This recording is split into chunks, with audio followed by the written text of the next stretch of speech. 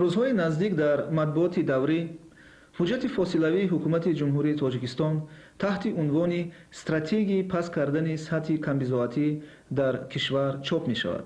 Стратегияи мазкур, ки ҳадафи он паст кардани сатҳи камбизоатӣ ва рушди иқтисодии мамлакат маҳсуб мешавад, дар марҳилаи кунунӣ самти муҳимтарини фаъолияти ҳукумати Тоҷикистон буда, таҳти назорати шахсии президенти кишвар муҳтарам Эмомалӣ Раҳмонов қарор дорад. Сардори давлати Тоҷикистон моҳи марти соли 2000 амри махсус дода буд, ки тибқи он барои таҳияи ҳуҷҷати фосилавии ҳукумати ҷумҳурии Тоҷикистон дар бораи стратегияи паст кардани сатҳи камбизоатӣ дар кишвар гурӯҳи корӣ таъсис ёфт. ҳуҷҷати мазкур хусусияти назариявӣ дошта пешнавис мебошад ва аз 8 бобу муқаддима иборат аст. ду боби ҳуҷҷат ба принсипҳои стратегияи номбурда ва тадбирҳои асосии сиёсат дар чаҳорчӯбаи он бахшида шуданд.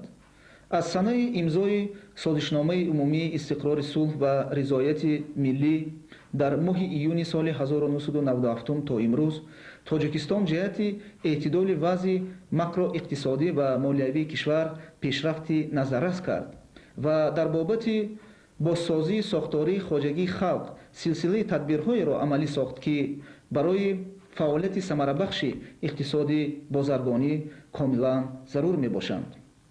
сандуқи байналмилалии асъор ва бонки ҷаҳонӣ ҷидду ҷаҳди ҳукумати Тоҷикистонро дар мавриди паст кардани сатҳи камбизоатӣ, рушди иқтисод ва бозсозии сохтории он аз тариқи маблағгузорӣ ва додани қарзи имтиёзнок дастгирӣ намуданд.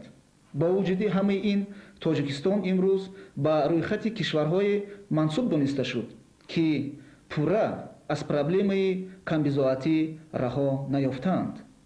президенти Тоҷикистон муҳтарам Эмомалӣ Раҳмонов борҳо изҳор намуда буд, ки воситаи асосии беҳдошти шароити зисти аҳолӣ ва паст кардани сатҳи камбизоатӣ рушди босуръати иқтисодии кишвар мебошад.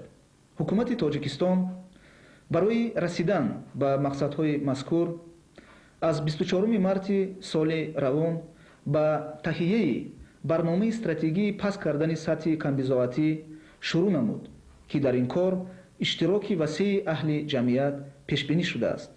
дар варианти фосилавии стратегияи ҳукуматӣ самтҳои асосии раванди амалии паст кардани сатҳи камбизоатӣ муайян шуданд, ки тавассути муҳокимаи коршиносон ва аҳли ҷамъият бояд то миёнаи соли 2001 шакли ҳуҷҷати хотимавию мукаммалро дар бораи стратегияи ҳукумати Тоҷикистон оид ба паст кардани сатҳи камбизоатӣ ва рушди иқтисодии мамлакат касб намояд.